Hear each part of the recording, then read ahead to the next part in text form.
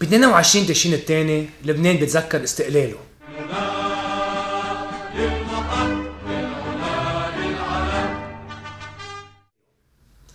كان البلد بين 1920 و 43 تحت الانتداب الفرنسي يلي كان مفروض يحضر لبنان على استقلاله.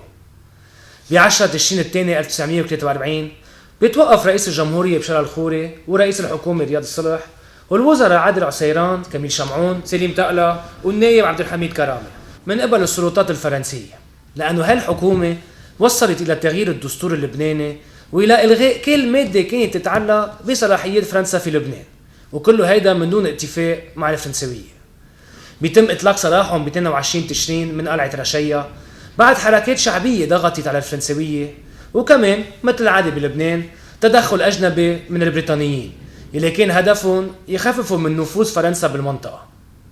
بيصير لبنان يتذكر استقلاله ب 22 تشرين الثاني كل سنة. بس اللي مذكور أكتر شيء من هالفترة هو الميثاق الوطني اللبناني اللي بعده بينحكى فيه لليوم بلبنان وبيستغرب العالم كله. هالميثاق بيقسم السلطات على الطوائف: رئاسة الجمهورية للموارنة، رئاسة الحكومة للسنة، رئاسة مجلس النواب للشيعة، نيابة رئاسة مجلس النواب ومجلس الوزراء للروم الأرثوذكس، ورئيس الأركان للدروز.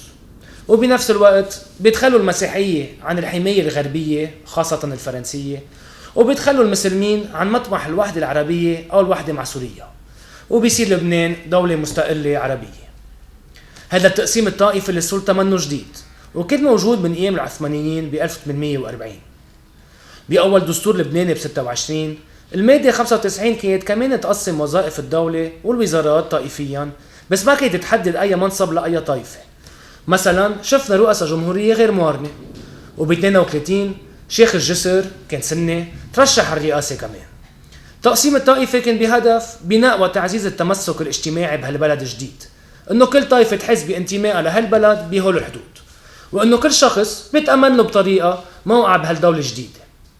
هالطائفية السياسية الموجودة بلبنان من تقريبا 180 سنة واللي المفروض تكون مؤقتة منذ 1926 تكرست بالميثاق الوطني ب 43 وباتفاق الطائف بال 89. هل 17 تشرين 2019 بداية نهاية الطائفية السياسية؟